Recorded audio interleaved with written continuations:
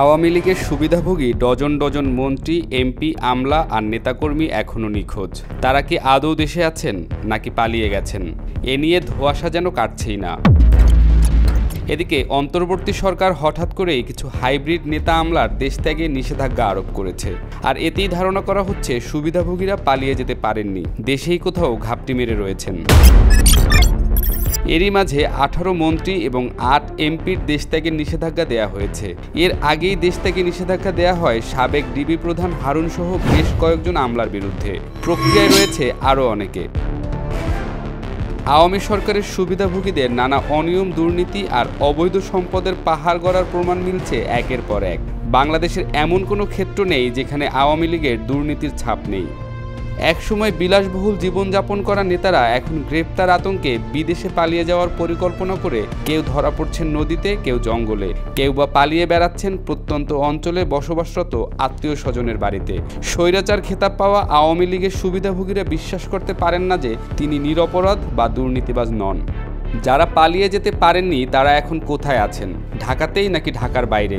কিংবা বিতর্কিত মন্ত্রী আরাফাত, আসাদুজ্জামান কামাল আর ডিবি হারুনি বা কোথায় আছেন? সাধারণ জনগণের সবচেয়ে বেশি কৌতূহল ওবায়দুল কাদেরকে নিয়ে। ছাত্রলীগকে বলতে চাই, আমি তোমাদের কাছে স্মার্ট বাংলা।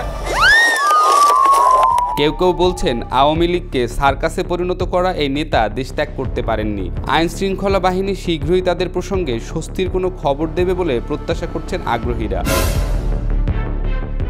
5 আগস্ট হাসিনার পালিয়ে যাবার পর মন্ত্রী এমপিদের বিদেশে পালানোর একটা হিড়িক পরিলক্ষিত হচ্ছে। এদিকে যাদের নামে দেশত্যাগ না করার হুঁশিয়ারি জারি করা হচ্ছে তারা নিশ্চয়ই দেশেই আছেন বলে বিশ্বাস করেন সচেতন জনগণ।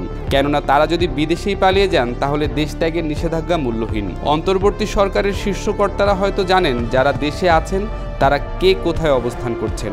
তাদের পরিকল্পনার অংশ হিসেবে হয়তো 1-2জন করে আটক হবার খবর প্রকাশ করা হবে। হাসিনা প্রধানমন্ত্রী থাকাকালে এক সংবাদ সম্মেলনে বলেছিলেন তার বাসার পিয়ন 100 কোটি টাকা নিয়ে বিদেশে পালিয়েছে। আমার বাসায় কাজ করে গেছে পিয়ন, সে এখন 400 কোটি টাকার মালিক। হেলিকপ্টার ছাড়া চলে না। হ্যাঁ, বাস্তব কথা। স্বভাবতই জনমনে তখন প্রশ্ন জাগে, যার বাসার পিয়ন দেশের 400 কোটি টাকা নিয়ে পালিয়ে যায় তাহলে সে নিজে কত টাকা লোপাট করেছে। এদিকে বিভিন্ন সূত্র দাবি করছে হাইব্রিড অনেক নেতাই এখন আইন শৃঙ্খলা বাহিনীর কবজায় রয়েছেন। জনগণের প্রত্যাশা এসব নেতাদের দুর্নীতির স্বীকারোক্তিমূলক জবানবন্দি নিয়ে জনসম্মুখে প্রকাশ করা হোক। এতেই কিছুটা হলেও স্বস্তি পাবে এতদিনের শোষিত জনগণ।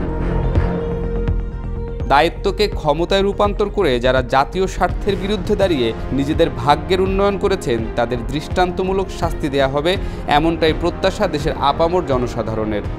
রাইসুল নয়ন, নাগরিক।